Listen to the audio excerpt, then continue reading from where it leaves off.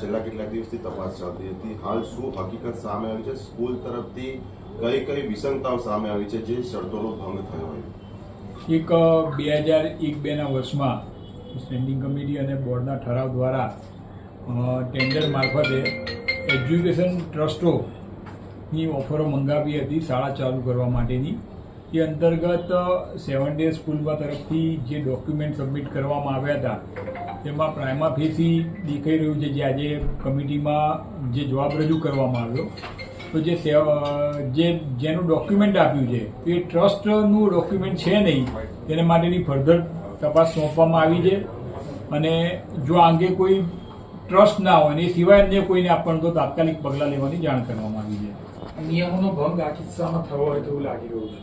એક બીજું આજે કમિટીમાં કમલેશભાઈએ પ્રશ્ન પૂછ્યો હતો, અમારા સભ્ય કમલેશભાઈએ સવાલ પૂછ્યો હતો કે ભાઈ આમાં કોઈ પણ પ્રકારનું ગેરકાયદેસર બાંધકામ થયું હોય કે અથવા કોર્પોરેશનની પૂર્વ મંજૂરી સિવાય કોઈ બાંધકામ કરવામાં આવ્યું છે કે કેમ.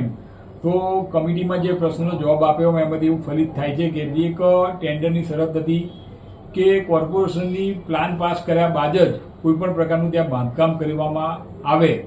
એની જગ્યાએ ઇમ્પેક્ટમાં આ કેસ લેવામાં આવ્યો એનો અર્થ એવો થયો કે કોઈ પણ પ્રકારના પ્લાન પાસ કરવા વગરનું બાંધકામ કરવામાં જે તે વખતે કરવામાં આવ્યું હશે તો એની પણ તપાસ કરીને ઇમ્પેક્ટ ફી એની જે કાર્યવાહી થઈ છે એ સાચી થઈ છે કે ખોટી થઈ છે એની પણ તપાસ કરવાનું સોંપવામાં આવ્યું છે. તો એ કઈ રીતની કાર્યવાહી એના ઉપર એને કરવામાં આવશે?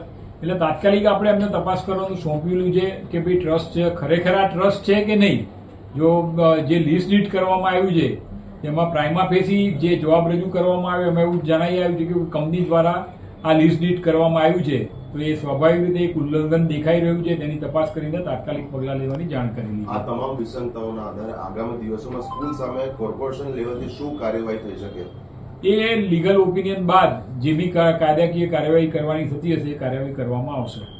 જે ગેરકાયદેસર બાંધકામ થયા હોય તો એને દૂર કરવા માટે નગરપાલિકા કોઈ કાર્યવાહી કરશે એને લઈને? એટલે હવે આગામી સમયમાં જે તપાસનો રિપોર્ટ આપશે એના આધારે કાર્યવાહી કરવામાં આવશે. ડોક્યુમેન્ટ અલગ અલગ આપીને ગુમરાહ કરવાની વાત છે. કયા પ્રકારના ડોક્યુમેન્ટ અલગ અલગ પ્રકારના આપ્યા છે અને કયા આપ્યા નથી એ જ એની જ આજે કમિટીમાં ચર્ચા થઈને તપાસ સોંપવામાં આવી. જે શંકાઓ હતો એ શંકાઓ તાત્કાલિક દૂર કરવા તથા જે સંસ્થા દ્વારા લિસ્ટ ડીડ કરવામાં આવ્યું છે એને પણ પત્રો દ્વારા જાણ કરવાનું, નોટિસ આપીને જાણ કરવાનું જણાવવામાં આવ્યું છે.